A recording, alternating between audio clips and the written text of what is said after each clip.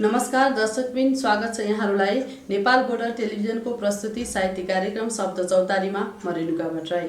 शब्द चौतारी कार्यक्रमका लागि आज हामीसँग अतिथि उपस्थित भइसक्नु भएको छ। उहाँ हुनुहुन्छ नेपाल भाषा र नेपाली भाषा दुवै साहित्य क्षेत्रमा आफ्नो ठुलो योगदान पुर्याउनु हुने व्यक्तित्व हुनुहुन्छ ईश्वरी मैया श्रेष्ठ।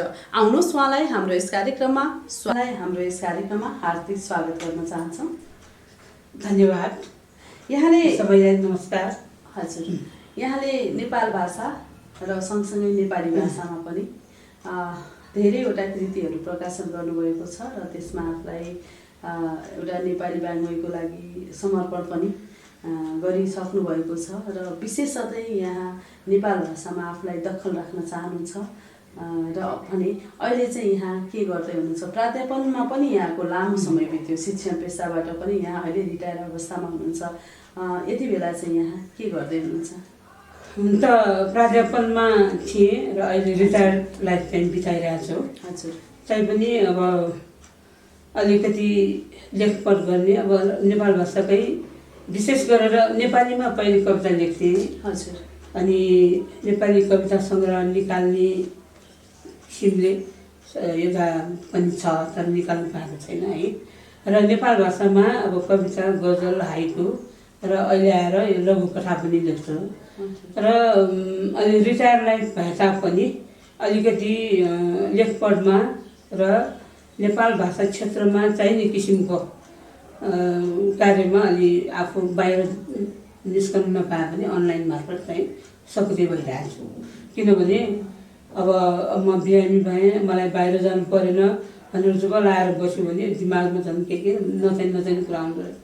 त्यसैले आफूलाई चाहिँ पत्रिका पढेर हुन्छ कि लेखेर हुन्छ कि अथवा हिसाबै गरेर हुन्छ कि व्यस्त राख्छ। हजुर, आफूलाई व्यस्त राखिरहनु भएको छ र विशेषतः मूलतः यहाँले चाहिँ नेपाल भाषामै आफूलाई चाहिँ समर्पित गरिरहनु भएको छ र त्यही क्षेत्रमा कार्य गरिरहनु भएको छ। यसरी यहाँ नेपाल भाषा र नेपाली भाषा दुवै क्षेत्रमा चाहिँ यहाँ कलम चलाउनुहुन्छ र विशेष गरेर चाहिँ यहाँले नेपाल भाषामा धेरै कृतिहरू प्रकाशन गर्नुभएको छ। अनि समग्रमा हेर्दाखेरि नेपाल भाषा र नेपाली भाषा बिचको जुन फरकता छ हैन, नेपाली भाषामा लेख्नेहरूको कृतिहरू अथवा लेख्नेहरूको चाहिँ धेरै चर्चा परिचर्चा छ भने नेपाल भाषामा लेख्नेहरूको चाहिँ मातृभाषाको हिसाबबाट आयो भन्ने हिसाबले पनि अलिकति चर्चा परिचर्चा चाहिँ कम भएको जस्तो लाग्छ। यसमा चाहिँ यहाँको के छ दृष्टिकोण? यो चाहिँ एक किसिमले त सही कुरा हो। हजुर, तर नेपाल भाषामा पनि विशेष किसिमको स्थान भएको। जस्तो अब नाम लिनु पर्दाखेरि अहिले हुनुहुन्न पूर्ण वैद्य होइन, अब यो नेपाल भाषाकै प्रतिस्थापित कवि हुनुहुन्छ प्रतिशा रासायनी होइन, अरू त्यस्तै 2-4जना हुनुहुन्छ। उहाँले नेपाल भाषामै लेख्नु भए पनि उहाँहरूको बारेमा नेपाली साहित्यमा पनि चर्चा परिचर्चा भएको सुनिएको छ होइन। अब त्यो किनभने अब मातृभाषामा लेख्यो, मातृभाषामै मात्र सीमित भएर बस्यो भने त्यो अवश्य पनि अरू भाषामा नजाने कुरा भएन। तर अब त्यो मातृभाषामा लेखेको भए तापनि त्यसलाई नेपालीमा अनुवाद गरेर हुन्छ कि अथवा अरू भाषामा अनुवाद गरेर हुन्छ कि अथवा नेपाली भाषाभाषीसँग बसेर नेपाली साहित्यकारहरूसँग बसेर यसरी अन्तर्क्रिया गर्ने होइन, यो कुरा गर्दाखेरि पनि त्यो चर्चा चाहिँ भएको छ। सबैको त होइन होइन। अब नेपाल भाषामा अब जस्तो मेरै सन्दर्भमा कुरा गर्ने हो भने नेपाल भाषामा म लेख्छु, मलाई चाहिँ नेपाली साहित्यकार मित्रहरूले चिन्छ, तर त्यति चर्चा चाहिँ हुँदैन। किनभने मेरो नेपाल भाषाको सिर्जना चाहिँ नेपालीमा अनुवाद भएर गएको छैन। यसरी त अनुवाद चाहिँ आफैले गरेर पठाउँछ, त्यति मात्र हो। त्यसैले अब नेपाली भाषामा नलेख्दैमा अब नेपाल भाषामा आफ्नो मातृभाषामा लेख्दैमा नेपाली भाषामा चर्चा भएन भनेर बस्नुभन्दा आफ्नो हिसाबले होइन, आफ्नो मतलब अब मातृभाषामा मेरो मन चाहिँ गएको छ। मातृभाषामा लेख्दै जान्छु। कुनै दिन यस्तो पनि आउला त्यो मातृभाषामा लेखेको कुरालाई नेपालीमा पनि लेख्नुपर्छ, नेपालीमा पनि अनुवाद गरेर, अङ्ग्रेजीमा पनि, जस्तो हाम्रो नेपाली पूर्ण वैद्यको कविता अङ्ग्रेजीमा पनि अनुवाद भएको छ। एउटा कुरा यहाँ स्मरण गर्न योग्य कुरा के छ भने अस्ति पनि एउटा पत्रिकामा आएको थियो, एटलान्टा रिभ्यू भन्ने एउटा पत्रिका छ होइन, दक्षिण एसिया। अनि त्यसमा चाहिँ एक साल चाहिँ 2000 सन् 2000 हो त्यो किताब छ मसँग। अनि त्यसमा चाहिँ हाम्रो नेपाल भाषाको कवि, अब त्यतिको नाम चाहिँ सुन्नु भएको होइन होला, तर उहाँको कविता यति सक्रिय छ कि डाक्टर केशवमान साक्य नाम सुन्नुभएको। उहाँको चाहिँ हाट बजार भन्ने चाहिँ त्यो दक्षिण एसियाको कविताहरूमध्ये त्यो दशकको कविताहरूमध्ये सबैभन्दा राम्रो कविता भनेर छापिएको छ होइन। यसको अर्थ समग्रमा नेपाल भाषामा लेख्ने कविहरू साहित्यकारहरू पनि विश्व मानचित्रमा चाहिँ चर्चित हुनुहुन्छ र उहाँहरू छायामा हुनुहुन्न भन्ने नै यहाँको अनुवाद गरेर पठाउन सक्यो भने त्यो चाहिँ, यद्यपि त्यो कविता करिब 40 वर्ष अगाडि लेखेको कविता हो होइन, भए तापनि 20 वर्ष पछि पनि त्यो कविताले चर्चा पायो। त्यसैले चर्चामा आउनको लागि पनि त्यो माध्यम नेपाल भाषामा मात्रै लेखेर राख्यो भने त त्यस्तै हो। अब नेपालीमा त्यसलाई अनुवाद गरेर गयो भने अवश्य पनि अनुवाद गर्ने व्यवस्थापन हुनु पर्यो। जस्तो यही प्रसङ्गमा यहाँले धेरै चाहिँ नेपाल भाषामै चाहिँ कृतिहरू प्रकाशन गर्नुभएको छ र कविताहरू पनि छ यहाँको। यति बेला चाहिँ हामी दर्शकहरूलाई यहाँको नेपाल भाषाको एउटा कविता वाचन गरेर एउटा कविता। पहिले यो नेपाली मातृभाषा विषय जनजाति सङ्घले गर्दाखेरि जनजाति सङ्घले चाहिँ आयोजना गरेकोमा मैले पनि एउटा कविता पढेर भाग लिएको। त्यसमा नेपाल भाषामै कविता मनु ख जिथन म्यामानी, नेपालीमा पठाउनु पर्दैन। मनु ख जिथन म्यामानी। दक्षिण लिपा, अब यो 2011 साल दक्षिण लिपा 2012 डिसेम्बर विश्व है ध्वस्त जिया न्यङ्क भन बे जजौँ थोख गुली आगो थे यागु धका ज्ञान चौपी गुली दक्षिण जगतनी म्यागु धका मोज मस्ती या त सन चौपी गुलीला चुजु थे जिगा आ छिपिए तन्ता ठोडका थगु नफी बना चौपी अले मेगु छथ 2012 संसार ध्वस्त जिएको खया त पुस्ति जुगु तागा चौपी संसारीय थी थासे जचंगु थी घटना गन चलावंगु गन खुसी भावंगु गन भुखा बगु गन मनुष्यगु पाखे हे जुगु थी घटना ठा थासे जचंगु थी दुर्घटना मनुष्य हे सिनचंगु संति सिदलन फौसी मचंगु लकसे यु पावय चंगु आदि न्यागुए जोसा ज्ञान ला मनुष्य है वना जमुदो न्यागुए जोसा ज्ञान ला मनुष्य है वना जमुदो मनुष्य ज्ञान जगत याते न्यामस्या न्यागुए धासा जिम्मग्या न्यामस्या न्यागुए धासा जिम्मग्या जिगु विचार आशंकित मजो जिगु भविष्य आशंकित मजो छा धासा आपद विपद बाजौ थाना वैमको छा धासा आपद विपद बाजौ थाना वैमको भविष्यवाणी मनुष्य जीवने भना छैमको उति जिम्म्यामनी 2013 लिपाया सन्तति तेता छछगु भाखौजको क 2013 लिपाया सन्तति तेता छछगु भाखौजको क विश्व ध्वस्त दिगु धैगु छगु अकल्पनीय झुट जगु क रका इतिहास पाना मचगु वर्तमान मबियोगु इतिहास पाना मचगु वर्तमान मबियोगु छगु भविष्यवाणी जगु खरका पनि ज जिम्म्यामनी जिथौय मनु कने पीर मुक्त जिया छाकी तो बे जुगु घटना यत जिगु सन्तति यत सीके बिमनी उकी जिम्म्यामनी मनु ख जिथन म्यामनी कि जिम्म्यामनी मनु ख जिथन म्यामनी। अब यसलाई नेपालीमा चाहिँ यसको सार भनिदिनु नेपालीमा सार भन्दाखेरि कस्तो हुन्छ 2012 डिसेम्बरमा हजुर विश्वै ध्वस्त हुन्छ भनेर एकचोटि एकदम हल्ला चलेको थियो हजुर त्यही विषयसँग सम्बन्धित कविता जसले चाहिँ मानवमा एक किसिमको सन्तास फैलाएको थियो त्यो चाहिँ गलत कुरा हो त्यो भए त्यो गलत हो यस्तो खालको गर्नु हुँदैन मान्छेलाई चाहिँ एउटा पीर मुक्त गर्नुपर्ने ठाउँमा पीर युक्त गराइयो यो गलत हो भन्न खोजिएको छ हजुर त्यही हो अनि मैले प्रत्यक्ष अब साथीभाइ अथवा आफन्त कहाँ जाँदाखेरि पनि भोलि त अब हामी बित्ने भइसक्यो भोलि त संसार ध्वस्त हुने भइसक्यो अब के को तन्दा कोही डराएर बसिरहेको कोही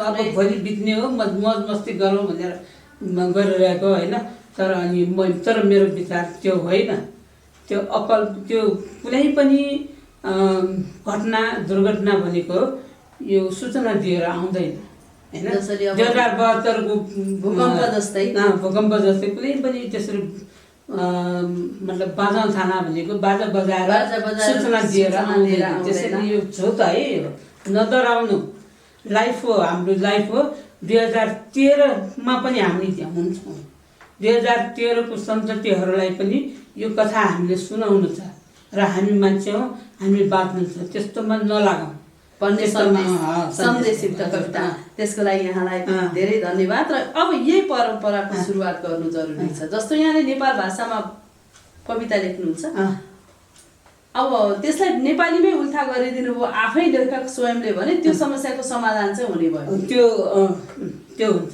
कुनै कुनै कविता मैले नेपाली भाषामा अनुवाद गरेर पनि पढाएको छु हजुर जस्तो लेखनकै विषयमा जस्तो हुन त यहाँको मातृभाषा भयो नेपाली भाषा हैन र नेपाली भाषा खस भाषा भयो तर यो लेख्ने हिसाबमा चाहिँ नेपाल भाषा र नेपाली भाषा लेखनको भिन्नता चाहिँ कस्तो छ भिन्नता अब कस्तो सबैभन्दा पहिले त म के भन्छु भने एउटा बानी हो हैन अब मातृभाषा स्वयमै अब आमाको काखदेखि सिकेर आएको अब तपाईहरुले डिक्सनरी पल्टाएर पढ्नु पर्ने भए पनि हाम्रो लागि चाहिँ एकदम सजिलो छ हजुर त्यो चाहिँ अब त्यसो भनेर नेपाली भाषामा लेखेको अब नेपाल भाषाहरूलाई नेवारहरूलाई त्यति त्यो छैन भन्ने होइन कि नेपाली भाषा पनि आफ्नो ठाउँमा उत्कृष्ट छ राम्रो छ अब सम्पर्क भाषा पनि हो राष्ट्रभाषा र सम्पर्क भाषा पनि हो अब म एकजना नेवार हुनुको नाताले अथवा मेरो मातृभाषा नेवार हुँदैमा मैले अरू भाषाहरूलाई मलाई मातृभाषा भए पुग्छ अरू भाषा चाहिने भन्ने विचार चाहिँ म राख्दिनँ मैले भन्नु खोजेको कुरा भाषिक रूपमा एक अर्काको सहजता सम्मान बराबर छ त्यसमा कुरै छैन तर लेखन लिपिको कुरा गरिरहेको अब लिपिबद्ध जुन लेखन लिपि शैली छ जस्तो बोल्न सकिन्छ लेख्न अप्ठ्यारो हुन सक्छ कस्तो भिन्नता छ भन्न खोजेको अब भिन्नता के छ भने नेपाल भाषामा हुन त नेपाल भाषाको आफ्नै लिपि छ हजुर प्रचलित लिपि आफ्नै लिपि रञ्जना लिपि के लिपि भन्ने चाहिँ करिब करिब 7-8 किसिमको छ अब नेपाल भाषा साहित्यलाई अलिकति निहालेर हेर्दाखेरि यो राणा शासनकालमा नेपाल भाषालाई दमन गरिराखेको बेला भएको हुनाले त्यो बेलामा नेपाल भाषाबाट नेवारहरूले नै नेपाल आफ्नो भाषाबाट बोल्न नपाउने स्थितिमा भएर नेपाल भाषा दमनै हुन लागेको बेलामा हाम्रो नेपाल भाषामा यो निष्ठानन्द वज्राचार्य भन्ने व्यक्तित्वले चाहिँ के गरिदिनु भएको छ भने त्यो बेला चाहिँ हस्तलिखितमा मात्र आउँथ्यो हस्तलिखितमा धेरै लेख्यो 50-वटा लेख्छ हैन त्यो बेलामा उहाँले के गर्नुभएको छ भने ललित विस्तार भन्ने नाम सुन्नुभएको होला अनि प्रज्ञा पारमिताय एक 20 सूत्र भन्ने पनि छ त्यसलाई नेपाल भाषामा अनुवाद गरेर नेपाल भाषामा अनुवाद गर्यो तर कुन लिपिमा भन्दाखेरि देवनागरी लिपिमा हैन जबकि आफ्नै लिपि छ नेपाल भाषाभाषीहरूको प्रचलित लिपि आफ्नै लिपि भइकन पनि उहाँले चाहिँ देवनागरी लिपिमा त्यो लेखेर छाप्ने मतलब प्रकाशन गर्ने प्रथा चाहिँ सुरु गर्नुभयो प्रकाशन गर्ने प्रथा सुरु हुँदाखेरि के भयो भने त्यो धेरै भयो धेरैको घरमा गएपछि सबैको दिमागमा के परिवर्तन भयो भने हाम्रो नेपाल भाषाको साहित्य हामी बोलिरहेकै भाषामा पनि हुँदो रहेछ हैन त्यो नत्र त पहिले संस्कृतमा विद्वान भएकाहरू त्यो विद्वानहरूले मात्र पढ्ने विषय ठान्थ्यो क्या, किनभने छैन सामग्री। अनि त्यो निष्ठानन्द वज्राचार्य गुरुजन गद्य गुरु भनेर मानिन्छ होइन। उहाँले गर्दाखेरि अब यहाँनिर के आउँछ भने लिपिको कुरा गर्दाखेरि प्रचलित लिपि हुँदाहुँदै देवनागरी लिपिमा किन लेखेछ, अनि त्यो बेलाको स्थिति हामी विचार गरौँ। त्यो बेलामा आफ्नो भाषा आफैले बोल्न नसकिरहेको अवस्थामा हो, त्यस्तो परिस्थितिमा अब प्रचलित नेपाली लिपिमै लेख्नुपर्छ भने लेखेको भए त्यो कतिजनाले पढ्थ्यो होला। हजुर होइन। अब देवनागरी लिपि त सबैले पढिरहेको, भाषा पो फरक छ नि होइन। सबैले पढिरहेको हुनाले नेपाल भाषा जान्नु पायो। त्यो प्रचलित लिपिमा लेखेको भए चाहिँ 2-4 जना विद्वानहरूले मात्र पढ्थ्यो। हजुर होइन। कुनै पनि साहित्य, कुनै पनि कुरा सर्वसाधारण जनताले नबुझिकन त्यो प्रचार हुँदैन। जस्तो यही भाषाको कुरा गरिरहँदा यहाँले चाहिँ विषयगत हिसाबमा पनि नेपाल भाषामा यहाँले स्नातकोत्तर गर्नुभयो र त्यो पनि प्रथम श्रेणीमा गर्नुभएको थियो होइन। र जसलाई चाहिँ अब यहाँले सम्मान पनि पाउनुभयो। यसरी आफ्नै भाषामा होइन, आफ्नै मातृभाषामा यसरी पढ्न पाउने अवसर र फेरि उत्कृष्ट नम्बर ल्याउँदाखेरिको अनुभूति चाहिँ यहाँलाई कस्तो? त्यो अनुभूति त बयान गर्न साध्य छैन। हुन त मैले पढ्नुपर्ने समयमा पढ्नु पाएको होइन। हजुर। ब्याचलर गरिसकेपछि, स्नातक गरेर 9 वर्षपछि अब घर जम्मैमा बिए जाँच दिइरहँदाखेरि बिहा भयो। अनि त्यो बेलाको परिस्थिति कस्तो थियो भने जाँच मतलब एसएलसी पास अथवा आइए बिए पास गरेर जागिर एउटा खाएपछि घर जन्म गरेपछि पुग्यो, नारीहरूलाई पुग्यो होइन। तर मेरो मनमा कता कता एउटा इच्छा चाहिँ थियो, मास्टर गरौँ, मास्टर भौँ। अनि त्यो बेलामा नेपाल भाषाको पढाइ चाहिँ पाटन क्याम्पसमा, त्यो बेलामा त्रिभुवन विश्वविद्यालयमै जानुपर्ने भएको भए तापनि मलाई अलिक गाह्रै हुन्थ्यो। अनि पाटन संयुक्त क्याम्पसकै परिसरमा नेपाल भाषा केन्द्रीय विभाग हुन्छ, त्यहाँ राखेपछि त्यहाँ अब हिँडेरै पुग्ने होइन। त्यहाँ विभिन्न कारणले रोक्दो रहेछ। 9 वर्षपछि मेरो छोरी जन्मेको 4 वर्ष, दोस्रो वर्षमा होइन, दोस्रो वर्ष तेस्रो वर्षमा मैले चाहिँ नेपाल भाषा पढ्न गएँ भन्दाखेरि। अनि सुरुमा मैले नेपाल भाषाको पत्रिकाहरू पढ्न पाउँदाखेरि आहा मेरो भाषाको पनि पत्रिका निस्किँदो रहेछ, माया पनि भयो, एकदम खुसी हुने। नेपाल भाषाको पत्रिका पनि निस्किने, इनाफ भन्ने निस्किन्थ्यो, त्यो सितु भन्ने निस्किन्थ्यो होइन। ओहो मेरो मातृभाषाको, मेरो नेपाल भाषाको पत्रिकाहरू पनि निस्किँदो रहेछ, म त गर्वले फुल्थेँ। त्यस्तो मान्छेले नेपाल भाषामा पढ्नु पाएपछि अनुभव नै बेग्लै हुने भने। एकदम अब बुहारी मान्छे भए तापनि अब कहिले कुनै अब न्यु राखेर स्कुल, अब घर र क्याम्पस चाहिँ त्यति टाढा छैन, म एकछिन बाहिर गएर तरकारी किनेर ल्याउँछु भनेर पनि म क्लास जोइन हुन गएको छु।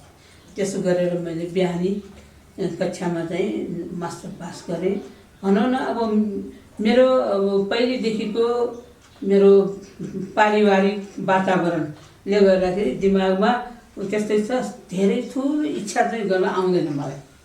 म जति इच्छा गर्छु थोरै गर्छु र सक्दो त्यो पुरा हुन्छ होइन।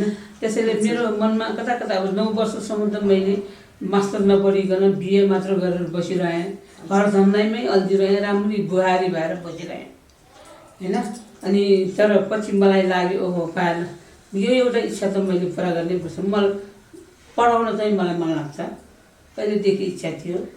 अनि गर्नुपर्छ भने पाटन क्याम्पसमै भएपछि भर्ना भएँ, पास पनि भयो। छात्रवृत्ति लिएर पढेको थियो बेला, छात्रवृत्ति पनि पाएको थिएँ, पास पनि भयो। अनि त्यहीमा आफ्नो धर्मको काम पनि कर्मको काम पनि त्यही भएर नेपाल भाषामै मैले पढाउने मौका पनि पाएँ। अच्छा, दसबिन यति बेला गौरवान्वित भएको थिएँ म। हजुर, दसबिन यति बेला यहाँहरूले हेरिरहनु भएको छ नेपाल बोर्डर टेलिभिजनको प्रस्तुति कार्यक्रम शब्द चौतारी। र शब्द चौतारीमा आज हामीसँग हुनुहुन्छ नेपाल भाषा, नेवारी भाषा अथवा नेपाल भाषाको साहित्यकार ईश्वरी मैया श्रेष्ठ। फेरि उहाँलाई हाम्रो यस कार्यक्रममा स्वागत गरौँ, पुनः स्वागत गर्न चाहन्छु। धन्यवाद। यहाँ नेपाली भाषाभन्दा नेपाल भाषामा आफूलाई चिनाउन चाहनुहुन्छ र यो सँगसँगै यहाँले नेपाली भाषामा पनि कविता उत्कृष्ट कविता लेखेर चाहिँ यहाँले पुरस्कार पाउनु भएको छ तत्कालीन समयको हैन महाराजा धीराज महारानी ऐश्वर्य राज्यलक्ष्मीको हातबाट यहाँले पनि पुरस्कार प्राप्त गर्नुभएको छ त्यो बारेमा अलिकति जानकारी गराउनु। त्यो बेलामा अब कस्तो भने त्यो बेलामा धेरै जसो प्रतियोगिताहरू हजुर भइरहन्छ एकाडेमीमा भएको प्रतियोगितामा पनि भाग लिएको थिएँ एकचोटि चाहिँ के अनि त्यो बेलामा भर्खर यो 47 सालको संवैधानिक राजतन्त्र आएको बेला पनि थियो अनि नेपाल राष्ट्र ब्याङ्कले एउटा राष्ट्रिय वाणिज्य थापासरीमा भएको ब्याङ्क त्यो ब्याङ्कर्स क्लबले एउटा कविता गोष्ठी पनि गरेको थियो राष्ट्र सेवक भनेर त्यो संवैधानिक राजतन्त्र आइसकेको थियो अनि त्यो बेलामा मैले भाग लिँदाखेरि हाम्रो केदारमान बेचित अहिले बितिसक्नुभयो उहाँले भन्नुभएको पढ्नु मैले कविता पढेँ उहाँ सुनिसकेपछि यो बहिनीको कविता यति मिठो लाग्यो यति राम्रो लाग्यो म निर्णायक मण्डलमा भएको भए मैले प्रथम पुरस्कार दिन्थेँ। अब त्यो बेला उहाँको अनुभव भयो उहाँले बोल्नु भएको कुरा थियो अनि त्यस्तै एकाडेमीमा हुँदाखेरि पनि अब मैले पढ्नेसम्म मौका पाएँ त्यहाँ त अब छानेर पढाइन्थ्यो नि अब भाग लिने सबैलाई पढाइन्थ्यो 3-4 वर्षसम्म मैले चाहिँ पढ्ने मौका पाएँ। जस्तो यहाँले पुरस्कृत हुनुभएको कविता चाहिँ यति बेला हामी छैन मसँग छैन त्यो शीर्षक चाहिँ के थियो? अब कस्तो छ भने अहिलेको जस्तो जमाना होइन हेर्नुहोस् त्यो बेलामा के लेखेर कवि राख्नु पर्थ्यो त्यो बेलामा कविता लेख्ने भएपछि मेरो यस्तो हुटुटी चल्थ्यो कि अब दिनभरि बिहान काम गर्यो दिउँसो अफिस गयो बेलुका आयो काम गर्यो टाइम छैन अनि म सोच्छु राति त मेरो टाइम छ नि राति 2 बजेसम्म पनि लेख्छु कविता लेख्ने यस्तो हुटुटी चल्छ कि प्रतियोगितामा दिने कविता भनेपछि म जसरी भए पनि लेखेर दिन्थेँ अनि पुरस्कृत पनि हुन्थेँ होइन सबभन्दा लास्ट पुरस्कार पाएको त त्यही हो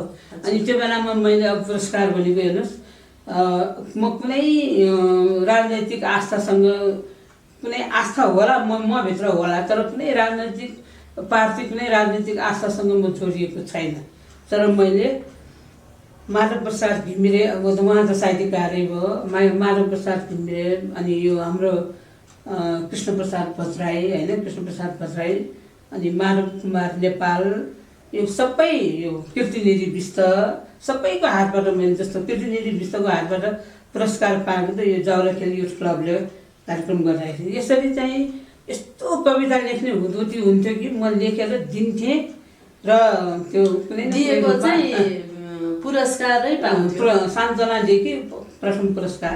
अब यसमा एउटा घटना म त्यो जस्तो यो रानीबाट प्रथमपल्ट चाहिँ आफै सवारी भएर कविता सुन्ने नत्र त्योभन्दा अगाडि कहिले भएको थिएन रहेको कुरा है भनेपछि त्यसमा पनि छानिएको पढ्न छानिएको थाहा पाएपछि अब पुरस्कृत भएको पनि कतै कतै आभास पाएँ मैले अनि त्यो कविता कस्तो बेलामा मैले लेखेँ भने मेरो बुवा बिरामी हुनुहुन्थ्यो लङ्स क्यान्सर अनि त्यो बेलामा पाटना अस्पतालमा उहाँ हुनुहुन्थ्यो अनि मैले जसरी भए पनि उहाँले हेर्न पनि जान्थेँ घरमा आएर त्यो कविता 115 अक्षर 115 शब्दभन्दा बढी हुँदैन भने त्यो बेला बाँधिन्थ्यो होइन अनि लेख्नु छ मैले लेखेँ जसरी भए पनि रात बिरात गरेर लेखेँ बुझाउने अन्तिम दिनमा मेरो बुवा बित्नुभयो अब आफूले सिर्जना गरेको भनेको यति प्यारो लाग्छ कि यति प्रिय लाग्छ कि है अब के गर्ने अब आफै जान सक्ने स्थिति त भएन अनि मैले मेरो छोरी दिदीको साइन्स छोरीलाई भनेर ल काठमाडौँ दरबार मार्गमा यहाँ ठाउँमा यो बुझाएर आऊ दर्ता नम्बर पनि लिएर आउने त्यो बच्चाहरूले लगेर बुझाइदियो मेरो बुवा बित्नु भएकै दिनमा अन्तिम दिन त्यही बेलामा दर्ता गरेर ल्यायो अनि सक्यो पछि चाहिँ थाहा पाएँ मलाई निमन्त्रण आयो कविता पढ्न आउने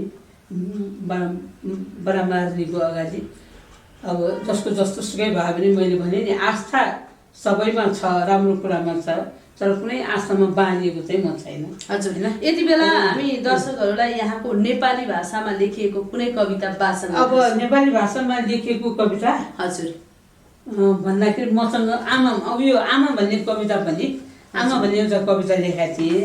यो कविता पनि 45 सालमा प्रतियोगितामा समावेश भएको थियो। जहाँसम्म लाग्थ्यो यो कविता पनि पुरस्कृत हुन्थ्यो। अनि भाद्र 4 गते हाम्रो मुमा बडामा रत्न राज्य लक्ष्मीको जन्म छ त्यो बेलामा।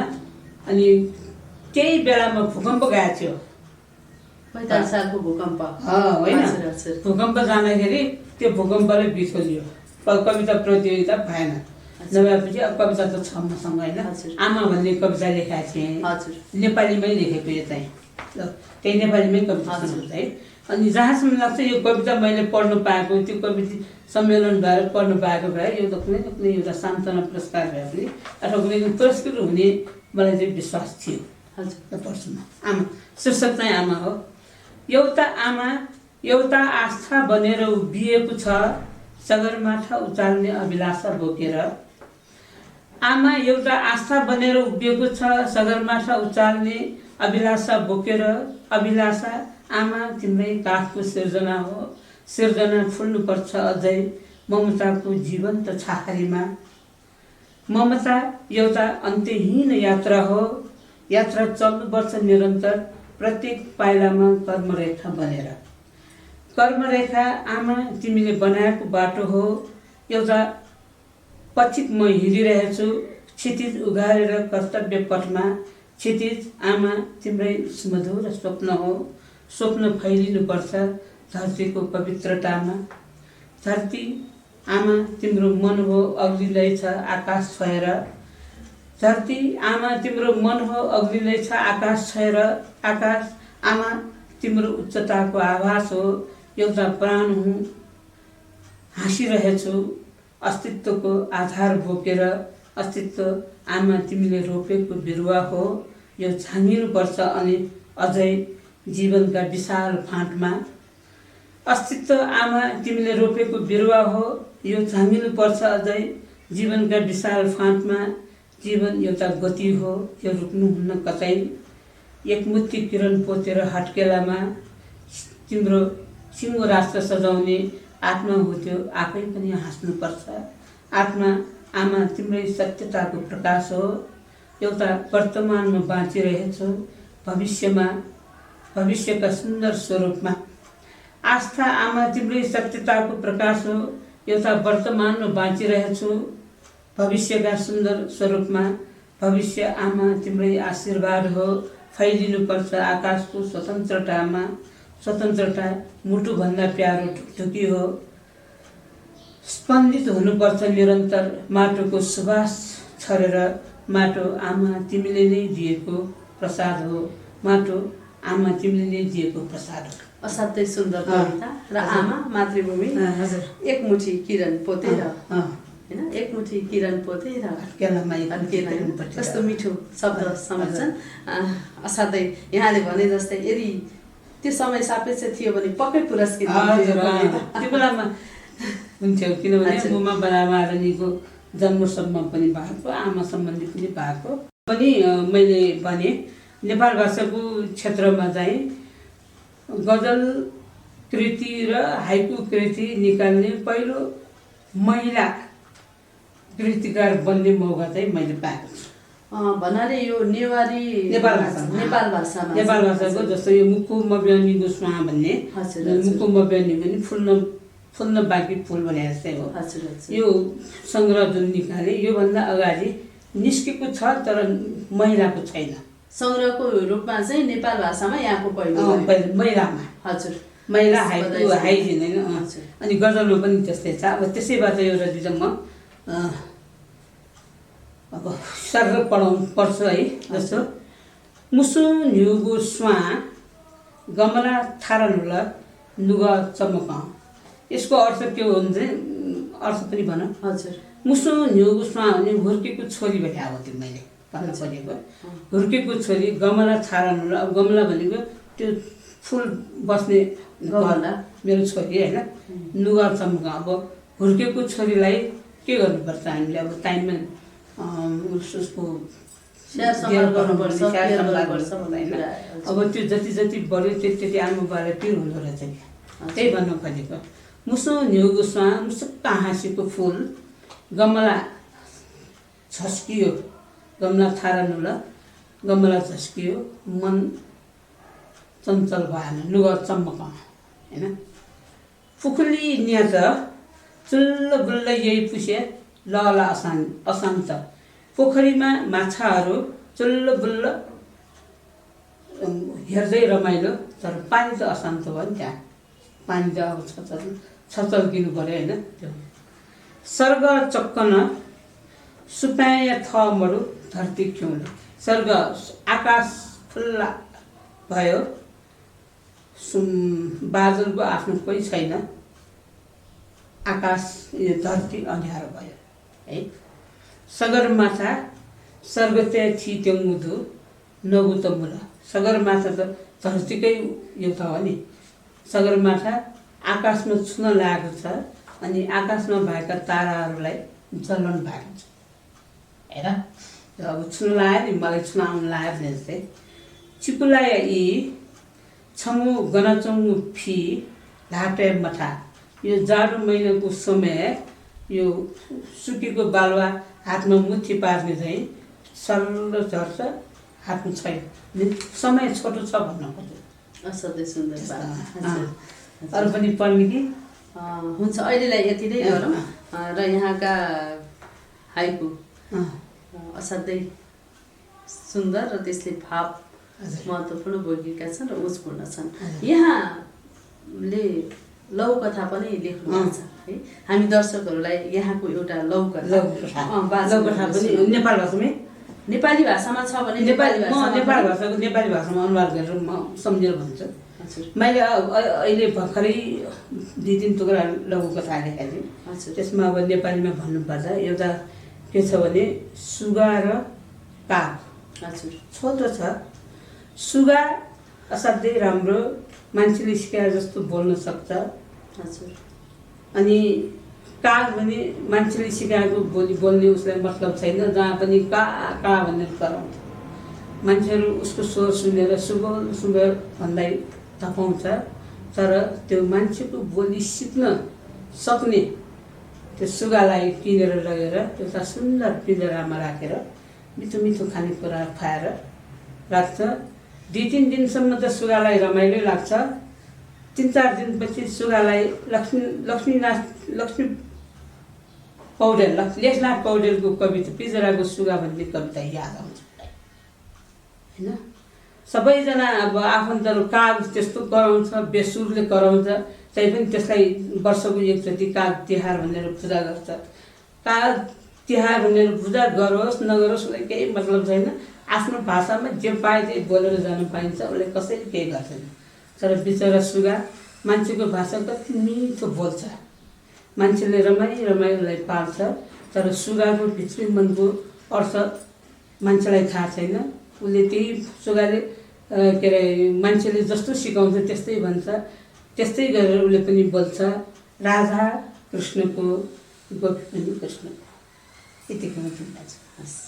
हास्य व्यङ्ग्यमा पनि कलम चलाउनुहुन्छ र प्रस्तुति पनि गर्नुहुन्छ। हाम्रो दर्शकहरूलाई त्यो पनि अलिकति प्रस्तुत गरेर एउटा सानो त याद आयो। हजुर।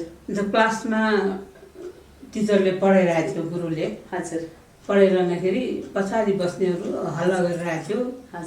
अनि क्लासमा त्यो गुरुले चाहिँ के पढाइराख्नु भएको थियो भने भवेल र कन्सोनेन्ट। भवेललाई स्वर भन्छ, कन्सोनेन्टलाई व्यञ्जन भन्छ भनेर चाहिँ बुझाइरहेको थियो। स्वर भनेको यो हो। अब भवेल हाम्रो नेपाल भाषामा भयो मा क भनेको भवेल, बा क भनेको कन्सोनेन्ट होइन। अनि भनेर बुझाइरहेको थियो। अनि त्यो सरले के थाहा पायो भने पछाडिको 2जना बच्चाहरू कुरा गरिरहेको छ, यिनीहरूले चाल पाएछ भनेर। ल उठ श्याम राम के भन्नुपर्छ, उठा उठ ल भन स्वर र व्यञ्जनमा के फरक छ भनेर सोधेछ उसलाई होइन। अब उसले ध्यान दिएर सुनेको भएको भन्न सक्छ, ध्यान दिएर सुनेको थिएन।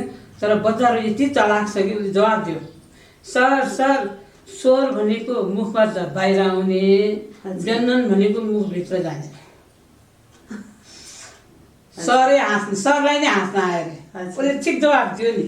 उसले भवेल र कन्सोनेन्ट त भनेन, तर स्वर भनेको मुखबाट बाहिर आउने, व्यञ्जन भनेको मुखभित्र जाने, सर भनेपछि सरै मुसुक हाँसेर बस भनेर छोटो छोटो मिठो यस्तो हजुर हस् त यहाँले आफ्नो व्यस्तताका साथ पनि हाम्रो यस कार्यक्रममा उपस्थित हुनुभयो त्यसको लागि हार्दिक धन्यवाद दिन चाहन्छु एकदम सम्झेर मलाई पनि निम्ता दिनुभयो मैले पनि आफ्नो केही रचनाहरू आफ्नो कुरा राख्न पाएँ यसको लागि तपाईँलाई धेरै धेरै धन्यवाद र श्रोताहरूलाई पनि धेरै नमस्कार हजुर दर्शकबिन यति बेला यहाँहरूले हेरिरहनु भएको थियो नेपाल बोर्डर टेलिभिजनको प्रस्तुति साहित्यिक कार्यक्रम शब्द चौतारी र शब्द चौतारीमा आज हामीसँग हुनुहुन्थ्यो नेपाल भाषा र नेपाली भाषा दुवै क्षेत्रमा निरन्तर कलम चलाइरहनु भएका व्यक्तित्व साहित्यकार ईश्वरी मैया श्रेष्ठ आगामी दिनमा पनि यस्तै व्यक्तित्वका साथ अवश्य उपस्थित हुने नै छु त्यतिन्जेलका लागि म रेणुका भट्टराईलाई बिदा दिनुहोस् नमस्कार